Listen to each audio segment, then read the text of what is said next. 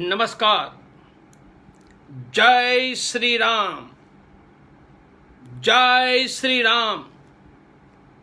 490 वर्षों के बाद हिंदुओं ने डंके की चोट पर राम का मंदिर बना दिया। राम का मंदिर हिंदुओं ने बना दिया।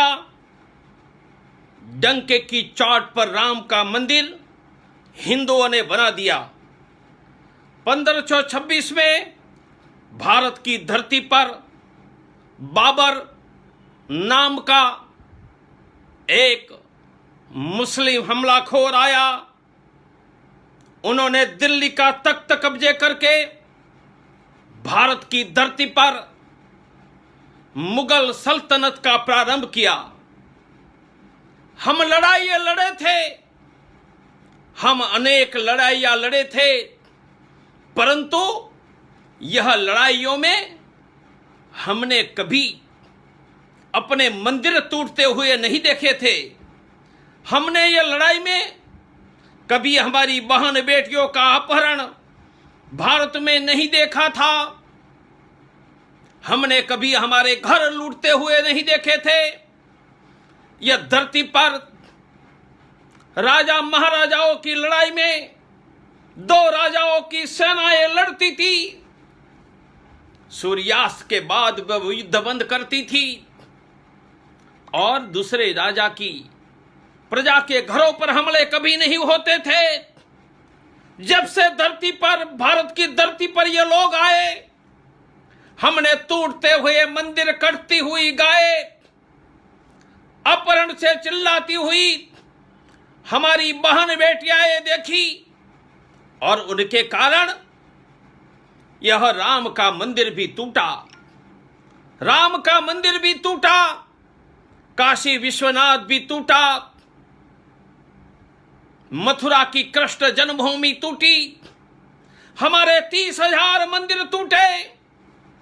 सिर्फ मंदिर टूटे ऐसा नहीं, अनेक शताब्दियों से हमारे पुरखों ने परिश्रम करके जो वैभव प्राप्त किया था, वह वैभव भी हमारा लूट कर कोई अरबस्तान में ले गए, कोई ईरान में ले गए, कोई इराक में ले गए, कोई अरबस्तान में ले गए। यह देश का समृद्ध हिंदू गरीब बन गया। लड़ाइयां होती थी, दूसरे राजा की प्रजा की बहन बेटियों के अपहरण नहीं होते थे।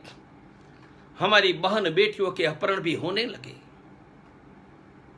मुगल सल्तनत यह अपमान की घटना की बुरी स्थिति थी और उसी दौरान 1528 में बाबर ने अयोध्या का राम मंदिर तोड़ा। अयोध्या में राम का मंदिर तो टूटा, हमारे दिल में राम थे। हमारे दिल में राम थे। उनकी श्रद्धा को कभी कोई तोड़ नहीं पाया। वह सोमनाथ तोड़ पाए होंगे, हमारे दिल में जो भोलेनाथ बैठे थे उनको हटा नहीं पाए। वह काशी विश्वनाथ औरंगजेब तोड़ पाया होगा, हमारे दिल के काशी विश्वनाथ को हटा नहीं पाए।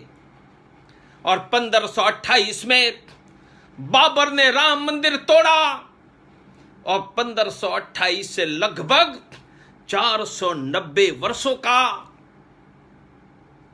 एक बहुत बड़ा शौर्यवान, दुनिया के इतिहास में अभूतपूर्व अपने धर्म संस्कृति की रक्षा का संघर्ष चला।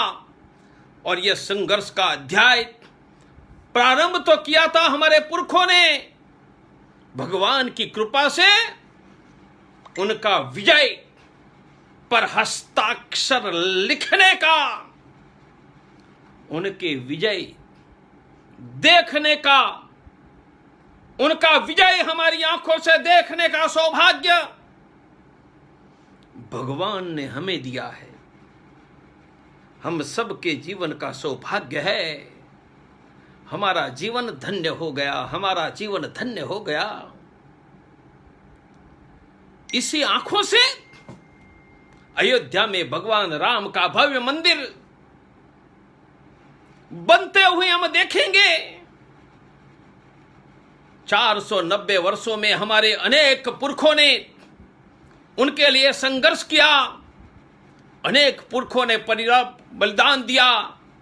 वह राम का मंदिर बना हुआ देख नहीं पाए, अशोक जी सिंगल भी देख नहीं पाए, आचार्य गिरिराज किशोर, विष्णुहरि दालिमिया, उत्तर प्रदेश के पूर्व डीजीपी श्री चंद्र जी दीक्षित, हमारे राघव रेड्डी के पिता पुल्ला रेड्डी, राम मंदिर को प्यार करने वाले हमारे बेंगलोर के विजय रेड्डी के पिताजी, अनेक कार सेवक ये भव्य राम मंदिर का दर्शन नहीं कर पाए।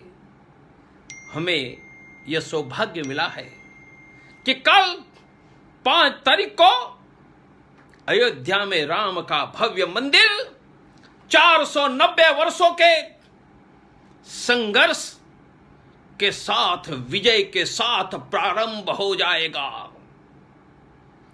यह हमारा विजय है। मैं दुनिया के इतिहास की ओर देखता हूं तो दुनिया में 2 ही देश है, एक यूरोप का स्पेन है, दूसरा हमारा देश भारत है।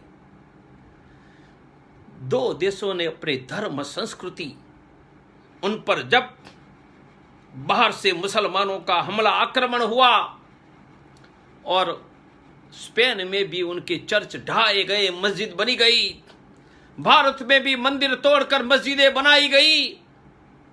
भगवान की कृपा से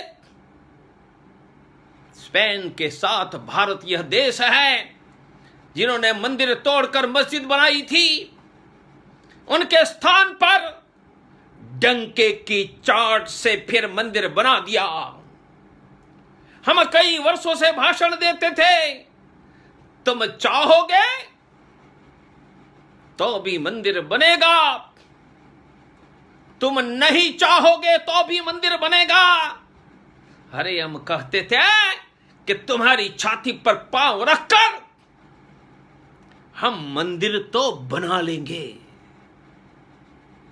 हिंदुओं ने मंदिर बना लिया, बना लिया, बना लिया, विजय का झंडा गाड़ दिया।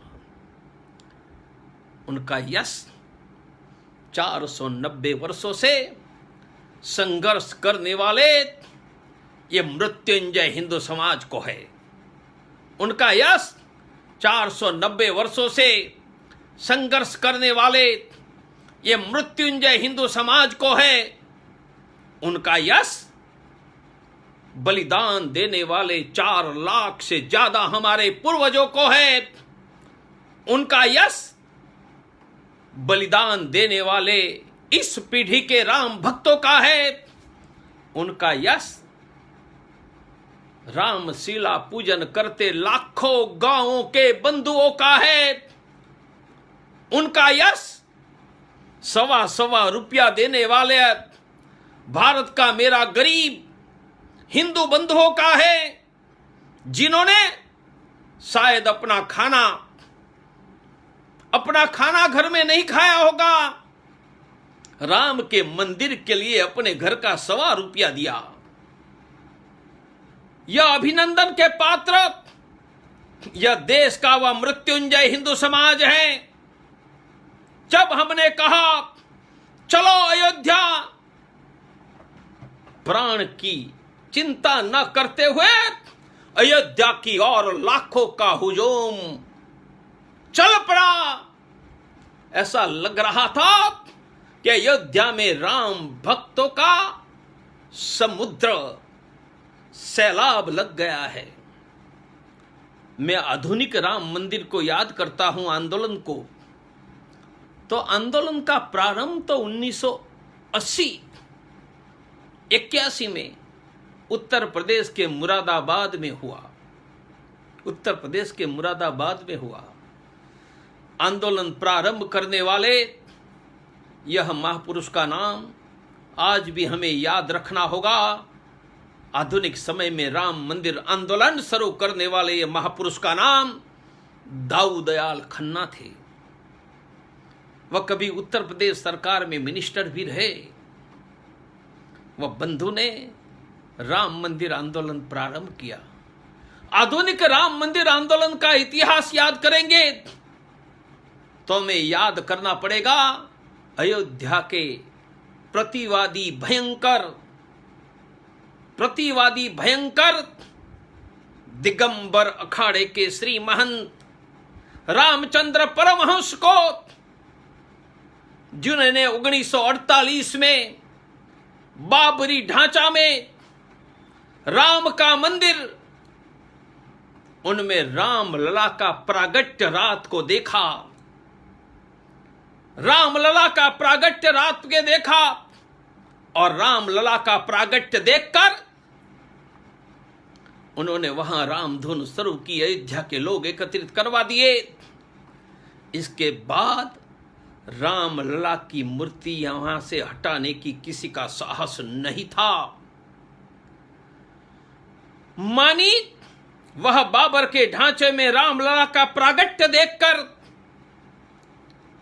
उनकी लिए संघर्ष करने वाले 1948 में प्रथम महापुरुष मैं रामचंद्र परमहंस को नमस्कार करता हूं कि आपकी भगवान की भक्ति और आपका मृत्यु पर्यंत राम मंदिर का संघर्ष हम कभी भूलेंगे नहीं, हमें कभी भूलना नहीं चाहिए। राम मंदिर आंदोलन मैंने कहा कि दाऊद दयाल खन्ना ने शुरू किया, पर दाऊद दयाल खन्ना व्यक्ति थे, संगठन नहीं था। उन्होंने उस समय के हिंदू संगठन के लोगों का संपर्क किया और 1984 में दिल्ली के विज्ञान भवन में साधु संतों की एक बहुत अच्छी सभा हुई। उनको पहली बार नाम दिया धर्म संसद, और यह पहली धर्म संसद दिल्ली के विज्ञान भवन में मिली। यह धर्म संसद में काशी, मथुरा, अयोध्या तीनों का मुक्ति का एक साथ संकल्प हुआ। याद रखो मेरे भाइयों, यह आंदोलन अभियान काशी, मथुरा, अयोध्या तीनों के लिए था। इसलिए उस समय नारा दिया, अयोध्या, मथुरा, विश्वनाथ तीनों लेंगे एक साथ। अयोध्या, मथुरा, विश्वनाथ तीनों लेंगे एक साथ। आंदोलन का नेतृत्व कौन करे? अयोध्या हिंदुओं में राम, वैष्णव परंपरा का स्थान, और उस समय का आंदोलन नेतृत्व करने के लिए प्रखर हिंदुत्ववादी और हिंदू महासभा के मेंबर ऑफ पार्लियामेंट, शिव भक्त शैव परंपरा को मानने वाले गोरखपुठाधीश्वर महंत अवैधनाथ जी को प्रार्थना की गई।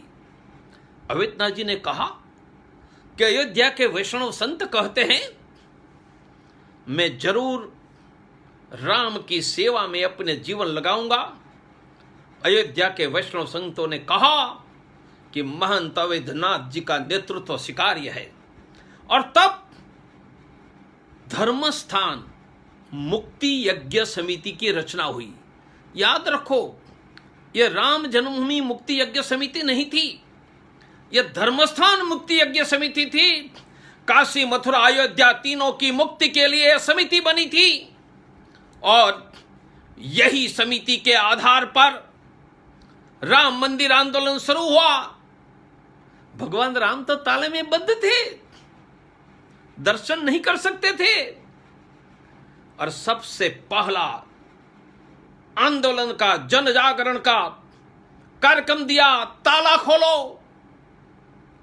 तब हिंदुस्तान के लोगों को पता नहीं था कि राम की जन्मभूमि पर मंदिर टूटा है। अयोध्या के लोगों को पता था, उत्तर प्रदेश के कुछ लोगों को पता था, आंध्र, कर्नाटक, तमिलनाडु, केरल, महाराष्ट्र के सब लोगों को पता नहीं था, गुजरात के लोगों को पता नहीं था कि राम की जन्मभूमि पर बाबर का ढांचा खड़ा है और राम लला वहां है तो अभी ताले में बंद है। ताला खोलो अभियान के साथ राम जन्मभूमि का प्रश्न लोगों के घरों में जाने लगा, पैम्फलेट पत्रक बंटने लगे, मीटिंगें होने लगी और 1986 में रामलला ताले से मुक्त हो गए। यह आधुनिक आंदोलन का प्रथम विजय था। 1986 1989 में एक बहुत बड़ा कार्यक्रम, शायद आज की पीढ़ी को अंदाज नहीं है। वह कार्यक्रम का नाम रामशिला पूजन था। मेरे गांव की मेरे द्वारा पूजित शिला से राम जन्मभूमि का भूमि पूजन शिलान्यास, मेरे गांव की शिला राम मंदिर में, मेरी पूजित शिला राम मंदिर में, देश के लाखों गांवों में शिला पूजन हुआ। ऐसा लग रहा था हिंदू शेर युगों युगों के बाद जग गया है, दहाड़ने लगा है। जिस गांव में कभी कोई कार्यकर्ता नहीं था, काम करने वाला नहीं था, जिन्होंने अयोध्या नहीं देखा था, ऐसे देश के लाखों गांव में रामशिला पूजन हुआ। और फिर यह पूजित रामशिला ट्रकों में भरकर अयोध्या की ओर निकली। अयोध्या में घोषणा हुई कि हम भूमि पूजन शिलान्यास करेंगे। उत्तर प्रदेश में कांग्रेस की एनडी तिवारी की सरकार, दिल्ली में कांग्रेस के राजीव गांधी की सरकार, उत्तर प्रदेश की सरकार ने कहा कि जमीन तो विवादास्पद है, कोर्ट में केस है, आप भूमि पूजन शिलान्यास कैसे कर सकते हो? परंतु रामशिला पूजन के साथ देश के लाखों गांवों के करोड़ों हिंदुओं की भावना खड़ी हो गई थी। और दिल्ली से उस समय के तत्कालीन गृह मंत्री बूटा सिंह लखनऊ आए। बूटा सिंह ने मीटिंग करके कहा कि कहां शिलान्यास और भूमि पूजन करना है। बताया कि जहां मंदिर बनेगा उनका प्रवेश द्वार, जिनको सिंह द्वार कहा, वहां करेंगे। उन्होंने कहा क्या करो, यह स्थान विवादास्पद नहीं है। उत्तर प्रदेश ने लिखित दिया, उत्तर प्रदेश ने लिखित देकर राम मंदिर का शिलान्यास हुआ। आज भी वह दृश्य मुझे याद है।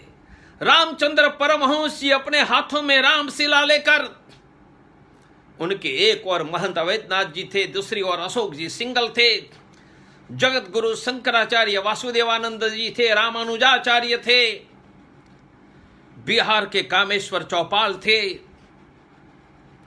यह आंखों से यह दृश्य देखने का सौभाग्य,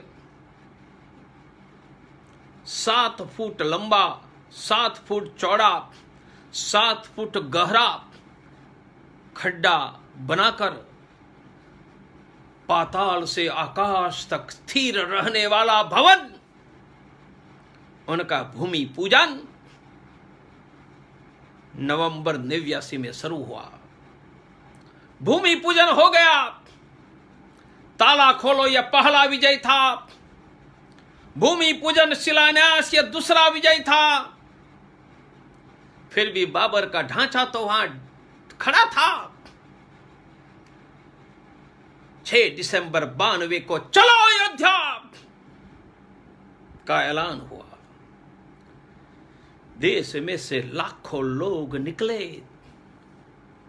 परंतु 6 दिसंबर 92 और 89 के बाद और 2 घटनाएं हुई थी।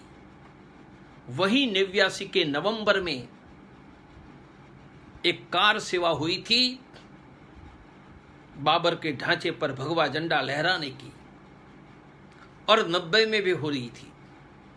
पर तब नारायण दत्त तिवारी की सरकार नहीं थी, उत्तर प्रदेश में मुलायम सिंह की सरकार आ गई थी। मुलायम सिंह ने चुनौती दी कि अयोध्या में परिंदा भी पर नहीं रख सकता है।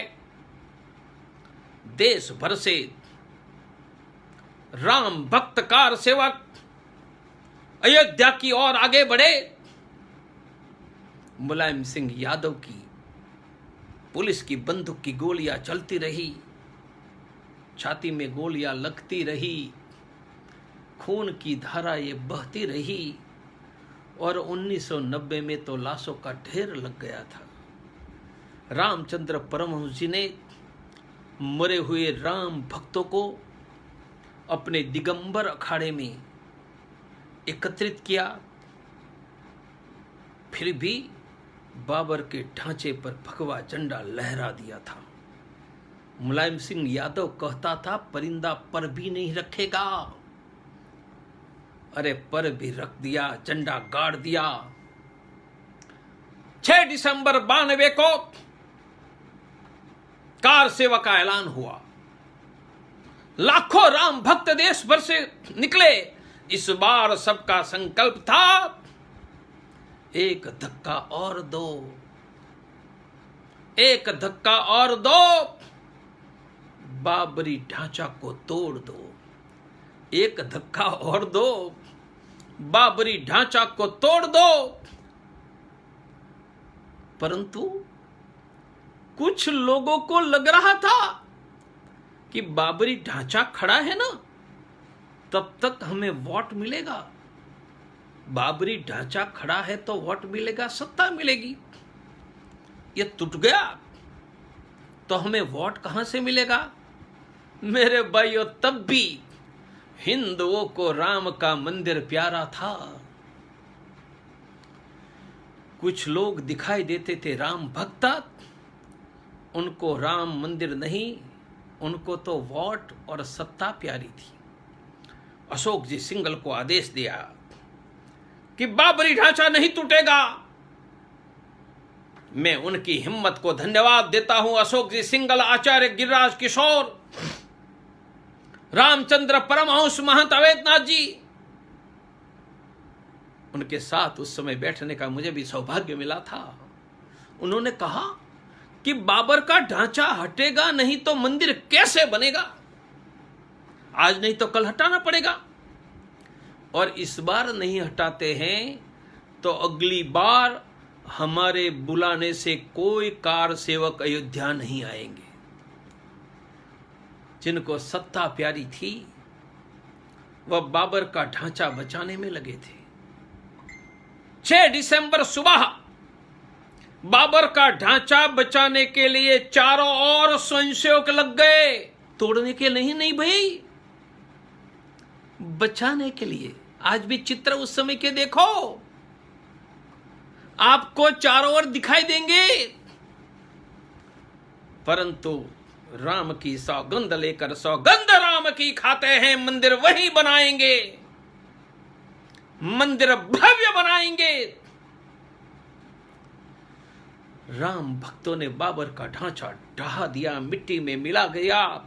सब बोल रहे थे हो गया काम, जय श्री राम, हो गया काम, जय श्री राम। आज भी वह दृश्य मुझे दिखाई दे रहा है, आंखों के सामने खड़ा है। बाबर के ढांचा तोड़ने के लिए ऊपर चढ़ रहे थे, तोड़ने का साधन नहीं था, और ईटा पत्थर से मारते थे, गुंबज नहीं टूटते थे।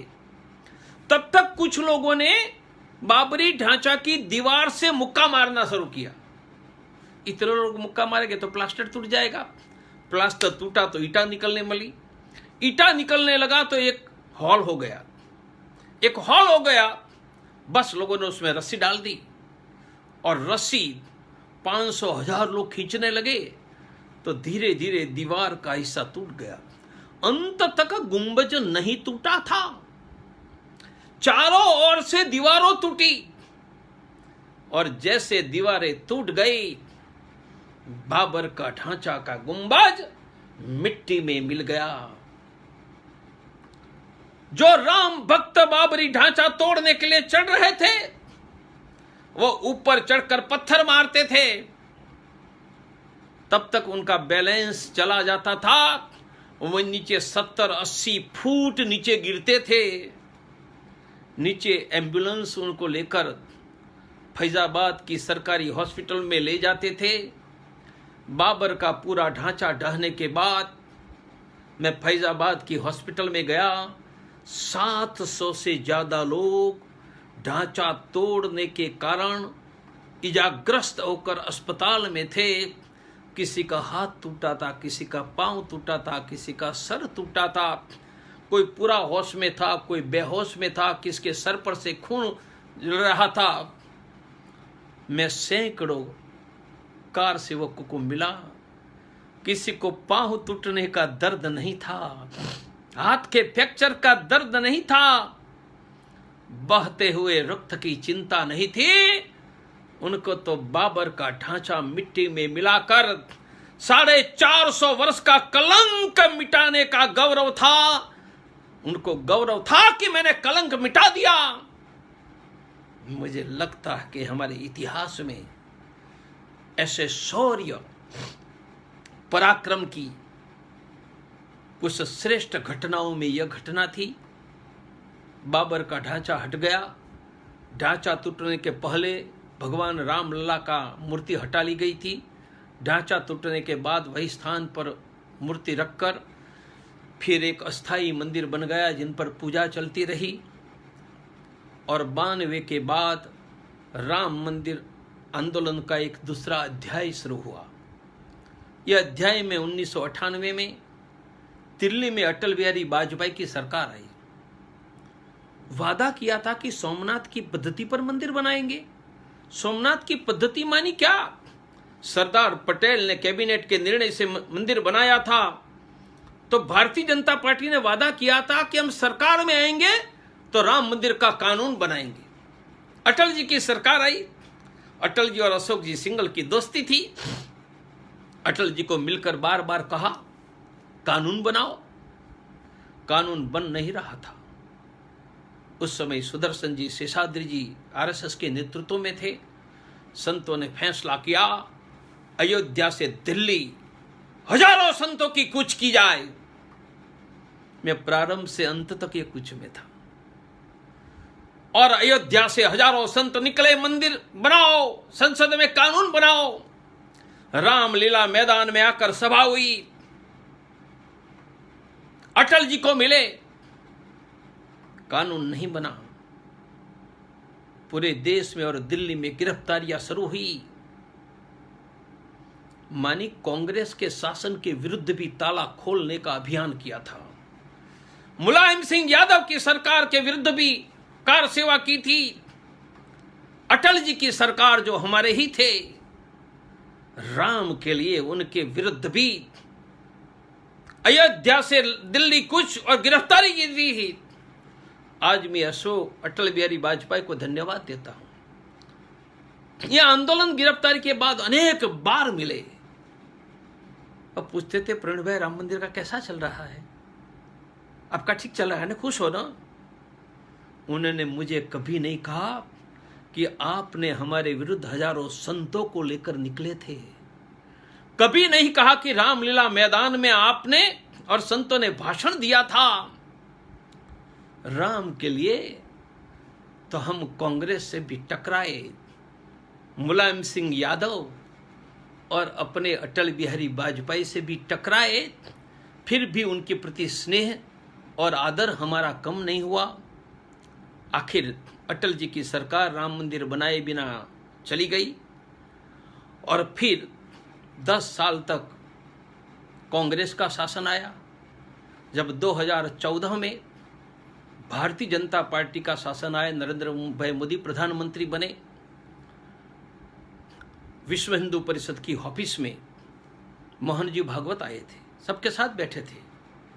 पूछा कि राम मंदिर का क्या करेंगे? सबने कहा कि संसद में कानून बनाओ। मोहन जी भागवत ने भी कहा बनाना चाहिए। बाद में भैया जी जोशी के साथ आरएसएस के जनरल सेक्रेटरी हमारी मीटिंग हुई, कानून बनाने का तय हुआ। संसद में पहली 5 वर्ष की सरकार में कानून नहीं बना। हमने अटल बिहारी वाजपेयी के विरुद्ध तो आंदोलन किया था, हमारे बड़े भाई नरेंद्र भाई के विरुद्ध आंदोलन नहीं किया। हमने इंतजार किया और दूसरी बार जब सरकार आई तब हमने कहा तो अब तो पूर्ण बहुमत की सरकार है, कानून बनाओ।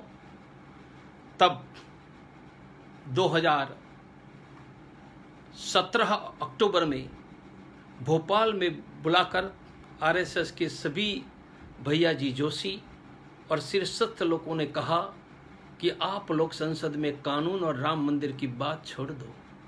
जिस राम मंदिर के लिए हमने अपना घर छोड़ा, अपनी हॉस्पिटल, अपनी युवानी, मैंने अकेले नहीं, देश के लाखों लोगों ने अपनी कैरियर, अपनी युवानी कुर्बान कर दी, परिवार छोड़ दिया, कुछ लोगों ने प्राण छोड़ दिया।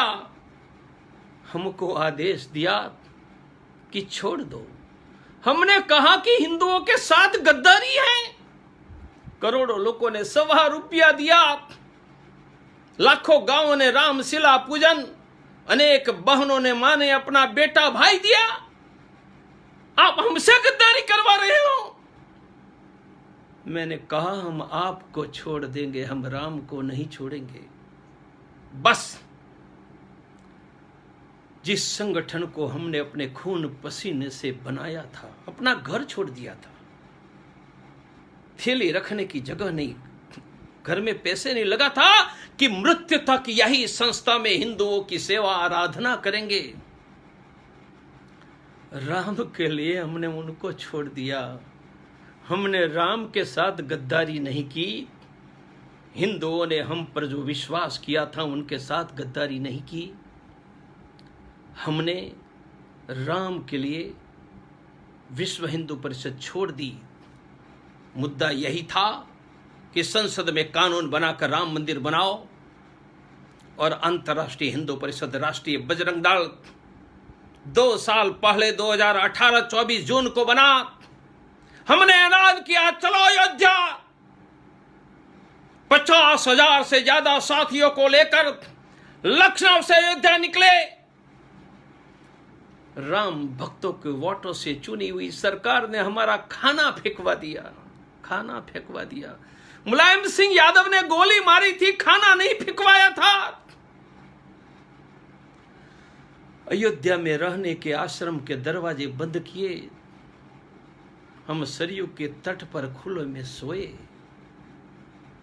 यह 21, 22, 23 अक्टूबर 2018 था, और 92 के बाद पहली बार अयोध्या की गलियों में जय श्री राम के नारे, कार सेवक का सैलाब लग गया, जो कल तक कहते थे कि राम मंदिर की बात छोड़ दो। और उन्होंने हमें संस्था छुड़वाई थी। अब वह भी अयोध्या में राम मंदिर के सम्मेलन देश में करने लगे, और बस 2018 अक्टूबर के अयोध्या कूच ने राम मंदिर के इतिहास में दूसरा अध्याय शुरू किया। आंदोलन का प्रारंभ तो महंत रामचंद्र परमहंस दाऊ दयाल खन्ना ने किया था। आंदोलन का अंत दूसरी कार सेवा के आधार पर 2018 अक्टूबर में अंतरराष्ट्रीय हिंदू परिषद, राष्ट्रीय बजरंग दल ने किया। देश की जनता को हमने वादा किया था, सौगंध राम की खाते हैं, मंदिर वही बनाएंगे। देश की जनता ने ₹1.25 रामशिला पूजन, कार सेवा, त्याग, बलिदान किया। हमने उनके साथ गद्दारी नहीं की, उनके लिए जी जान से बने रहे। और 2018 अक्टूबर के बाद फिर से राम मंदिर का माहौल खड़ा हुआ। सुप्रीम कोर्ट में केस अंतिम हियरिंग पर था। आखिर सुप्रीम कोर्ट ने भारत के हिंदुओं को न्याय दिया, और कल हिंदुओं के शौर्य के आधार पर, बलिदान के आधार पर, संघर्ष के आधार पर, कार सेवकों के बलिदान के आधार पर, 4 लाख पूर्वजों के बलिदान के आधार पर, और सुप्रीम कोर्ट की कृपा से राम मंदिर बन रहा है। मैं मेरे देश भर के हिंदू साथियों को कहूंगा, आनंद मनाओ। सोशल डिस्टेंसिंग का, मास्क का जरूर ख्याल रखो। हमें अभी भी जिंदा रहना है। हां, जिंदा रहना है। काशी मथुरा बाकी है, अयोध्या तो जाकी है, काशी मथुरा बाकी है। इसलिए कल पूरे देश का हिंदू आनंद मनाएगा, मैं भी मनाऊंगा, अंतर्राष्ट्रीय हिंदू परिषद, राष्ट्रीय बजरंग दल भी मनाएगा। कल में मेरे हाथ से जिन कार सेवकों ने अपना प्राण की चिंता किए बिना अयोध्या गए थे, उनका स्वागत और उनका सत्कार और नमस्कार मैं खुद करने वाला हूं। देश भर में सभी कार्यकर्ताओं करो, यह विजय का उत्सव मनाओ, पर याद रखो यह विजय का पहला चरण है। आगे का क्या? राम मंदिर बनने के साथ विजय पूरा नहीं होता है। राम मंदिर बनाते समय हमारे 3 लक्ष्य थे। पहला लक्ष्य अयोध्या, मथुरा, विश्वनाथ, तीनों लेंगे एक साथ। राम मंदिर तो बन गया, काशी मथुरा का क्या? अरे यह तो बहुत आसान है। राम मंदिर कोर्ट में केस था, काशी मथुरा पर कोई कोर्ट का केस नहीं है। फिर भी एक अवरोध है। 1991 में भारत में संसद में एक कानून बना था, उनका नाम है उपासना स्थान यथास्थिति कानून, रिलीजियस प्लेसेस स्टेटस को एक्ट। वह कानून कहता है कि 47 में जो भी धर्म स्थान की स्थिति थी उनमें परिवर्तन नहीं किया जाए। उनका कि 47 में काशी विश्वनाथ, मथुरा कृष्ण जन्मभूमि की जो स्थिति थी, जो आज भी है, उनमें परिवर्तन न किया जाए, अर्थात भव्य मंदिर न बने। तो क्या करना पड़ेगा? बहुत छोटा सा काम है। 1991 का उपासना स्थान विधेयक हटाया जाए। बोलो 370 हटी या नहीं? सबसे कठिन काम 370 हटाना रखा था। कल 5 अगस्त वह दिन है जब 370 हटी थी। आज भी याद है, हमारे अमित भाई भारत की संसद में शेर की भांति दहाड़ कर 370 हटाने की घोषणा की थी। आज वो हॉस्पिटल में है। मैं उनके स्वास्थ्य की शुभकामना करता हूं और विश्वास व्यक्त करता हूं, जैसे 370 हटी, 35A हटी, नागरिकता संशोधन कानून बदला, इस प्रकार से उपासना स्थान कानून हटेगा, काशी मथुरा पर भव्य मंदिर बनेगा। इसलिए मैंने कहा राम मंदिर पहला विजय का पड़ाव है। यह विजय का अंतिम पड़ाव नहीं है, यह विजय का पहला पड़ाव है। विजय का दूसरा पड़ाव उपासना स्थान विधेयक हटाकर काशी मथुरा का वह भव्य मंदिर बने। कभी काशी चले जाओ, उनके म्यूजियम में टूटने के पहले कितना भगवान शिव का मंदिर था, उनका नकाशा है। यही मंदिर काशी में बने, मथुरा में बने। यह दूसरा पड़ाव होगा। तीसरा पड़ाव, राम मंदिर टूटा क्यों? वहां तो महाराजा विक्रमादित्य ने बनाया हुआ 84 खंभा का भव्य मंदिर था।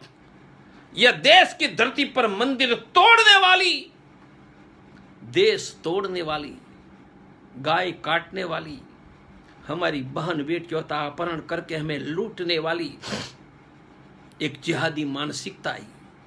उन्होंने मंदिर भी तोड़ा और देश भी तोड़ा। उन्होंने हमारा घर भी लूटा, बहन बेटियों का अपहरण भी किया। आज वह मानसिकता भारत के गांव और गलियों में है। यह मानसिकता का प्रेरणा का केंद्र पाकिस्तान धरती के नक्शे पर है। आप पूछोगे ये इतिहास है? अरे ये इतिहास है, पर यही विचारधारा ने अमेरिका में वर्ल्ड ट्रेड सेंटर जहाकर उनका अर्थतंत्र तोड़ दिया ना। मुंबई की होटलों को तोड़कर अर्थतंत्र तोड़ दिया ना। यही जिहादी विचारधारा यदि हमने खत्म नहीं की तो भारत का अर्थतंत्र तोड़ देगी। आपका रोजगार चले जाएगा, धंधा व्यापार नहीं चलेगा। आपका भाई बहन कोई ट्रेन में, एयरपोर्ट पर, बस में गया है, बम ब्लास्ट में जिंदा आएगा या नहीं आएगा पता नहीं चलेगा। इसलिए मेरे भाइयों, राम मंदिर पहला पड़ाव था, काशी मथुरा दूसरा पड़ाव है। और जिस विचारधारा ने काशी मथुरा अयोध्या 30,000 मंदिर तोड़कर देश को तोड़ा, यह जिहाद की विचारधारा को गंगा यमुना की धारा में बहाकर गांवों से लेकर लाहौर, रावलपिंडी, ढाका, चिटागोंग तक जिहाद को समाप्त करके अखंड हिंदू राष्ट्र की स्थापना, यह हमारा तीसरा पड़ाव होगा। यह हमारा तीसरा पड़ाव होगा। और चौथा पड़ाव, हम दुनिया में समृद्ध लोग थे, सुरक्षित थे, हमारा सम्मान था। आज देश में करोड़ों लोग बेरोजगार हैं, व्यापार बंद है, किसानों पर कर्ज है, मजदूर दुखी है, माँ बाप के पास बच्चों की फीस भरने के पैसे नहीं हैं, कर्ज लेकर पढ़ाते हैं तो रोजगार नहीं है। हमें फिर से समृद्धि चाहिए, गरीबी मुक्त भारत, समृद्ध भारत, रोजगार युक्त युवा, सस्ती गुणवत्ता युक्त रोजगार देने वाली शिक्षा, सम्मान युक्त मजदूर। हमें फिर से ये भारत में समृद्ध भारत, समृद्ध हिंदू। इसलिए अंतर्राष्ट्रीय हिंदू परिषद, राष्ट्रीय बजरंग दल ने कहा, हिंदू समृद्धि, हिंदू सुरक्षा, हिंदू सम्मान, बस ये अभियान के 4 चरण, एक चरण जीत लिया। भगवान को थैंक यू, धन्यवाद, संपूर्ण हिंदू समाज को थैंक यू, पर घर जाकर सो नहीं जाना है। दूसरे, तीसरे, चौथे चरण के लिए कमर कसो। राम मंदिर आंदोलन ने देश की सभी जातियों के हिंदुओं को खड़ा कर दिया था। इतनी हिंदू जागरण एकता इतिहास में हमारी कभी नहीं आई थी। वह जागरण आज भी है, एकता आज भी है। बस यह मृत्युंजय हिंदू समाज को उनका लक्ष्य, अयोध्या तो जाकी है, काशी मथुरा बाकी है। गांवों सी गलियों से लेकर लाहौर, रावलपिंडी तक जिहाद को मिट्टी में मिलाना है और देश के प्रत्येक हिंदू को समृद्धि, सुरक्षा, सम्मान देना है। यह आगे के 3 लक्ष्य देश के करोड़ों लोगों को सामने रखना है।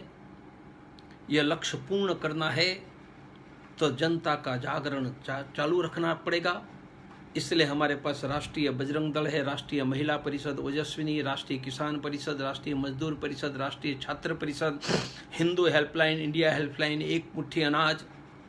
हमारे पास अनेक संगठन है, जागा हुआ हिंदू शेर है।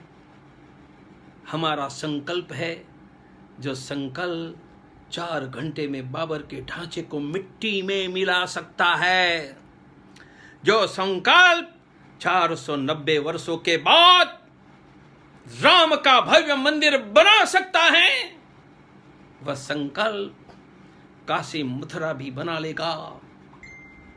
जिहाद को गंगा यमुना की धारा में बहाकर, लाहौर, रावलपिंडी पर भगवा झंडा लहराकर भारत में एक भी हिंदू भूखा न रहे, बिना शिक्षा, बिना रोजगार एक भी छात्र युवक न रहे, कर्ज से मुक्त किसान हो, वह भारत बना लेगा।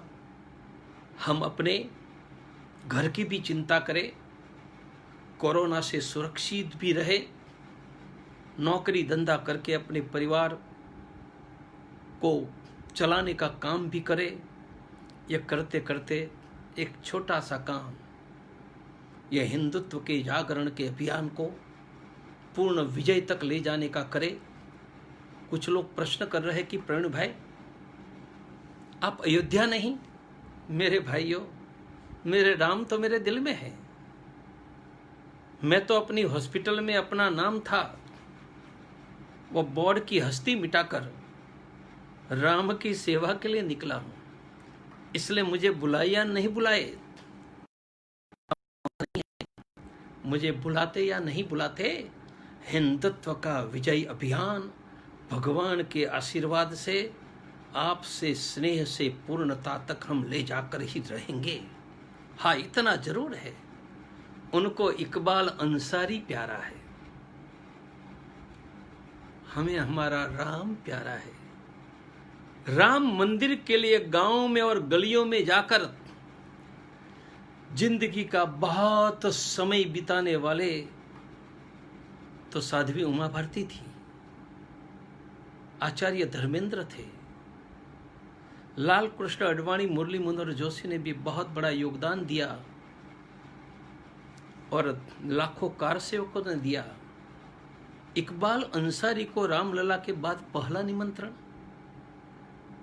बाला साहेब ठाकरे ने गर्जना की थी। आचार्य धर्मेंद्र, उमा भारती और बाला साहेब के परिवार को नहीं। यह राम मंदिर तो सनातनी वैष्णव परंपरा का धर्म स्थान है, यह सेक्युलर धर्मशाला नहीं है। और कान खोलकर सुन लो, हिंदुओं के धर्म स्थान में अहिंदू अर्थात मुसलमान को प्रवेश वर्जित है।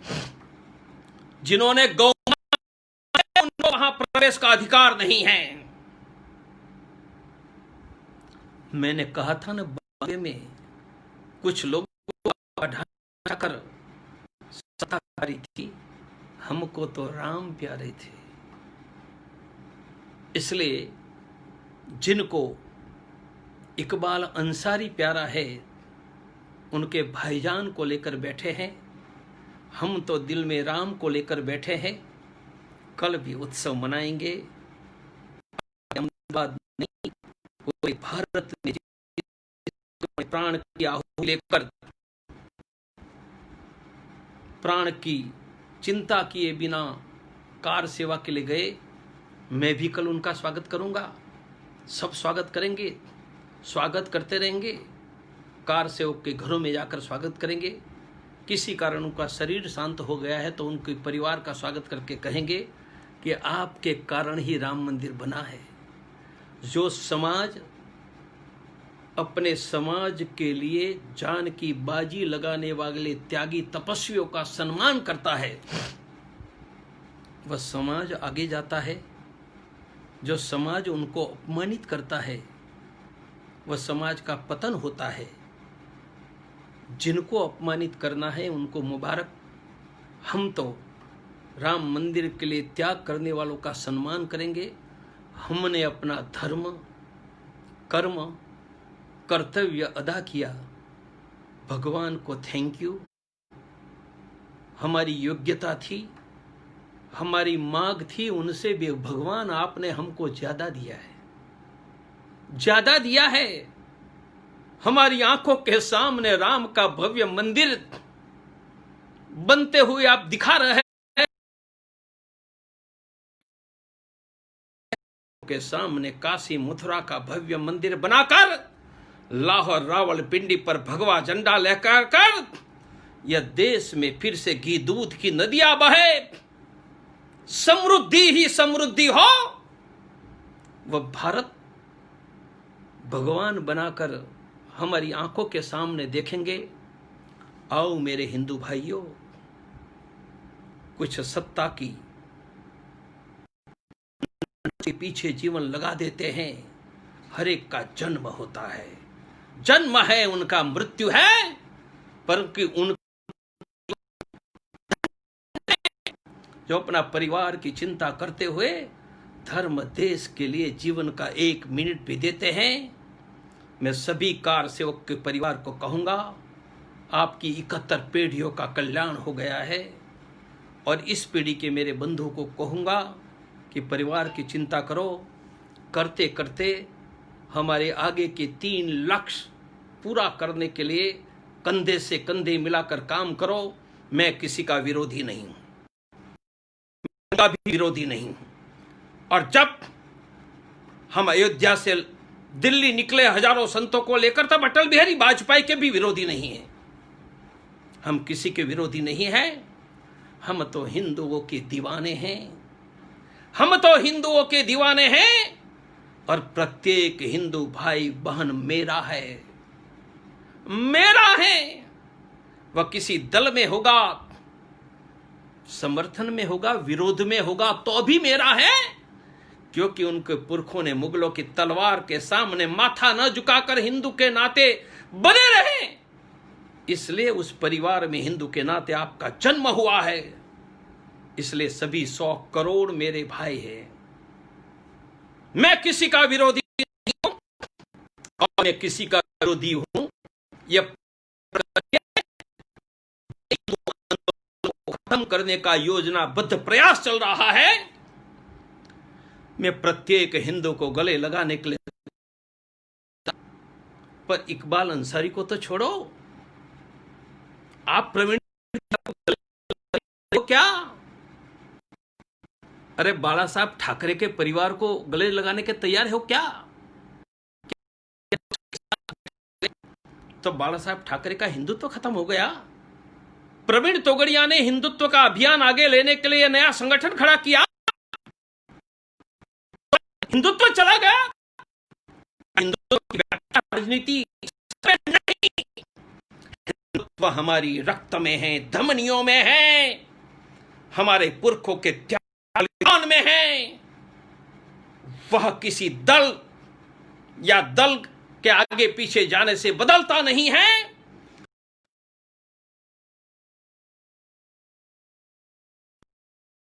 मेरे बहन है, नरेंद्र भाई भी मेरे भाई है। कल अयोध्या में आपका स्वागत है। वापस जाकर काशी मथुरा का हमारा धर्म की जय करने वालों के नारे लगाएंगे। हमें कम जागरण करना पड़ेगा। आओ सभी जातियों में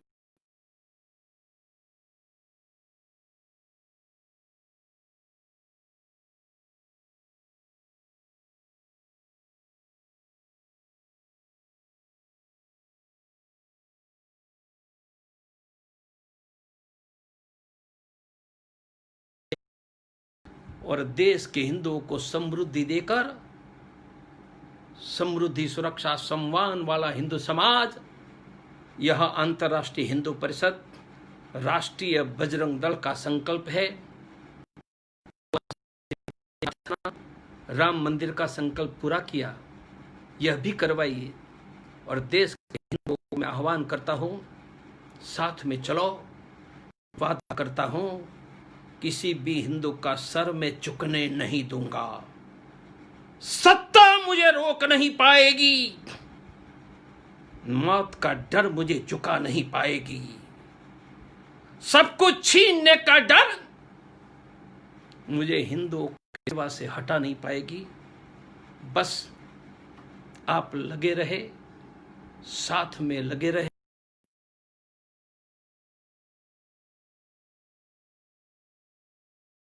किया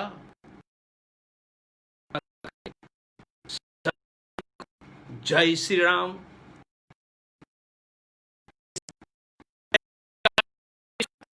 जय भारत महादेव।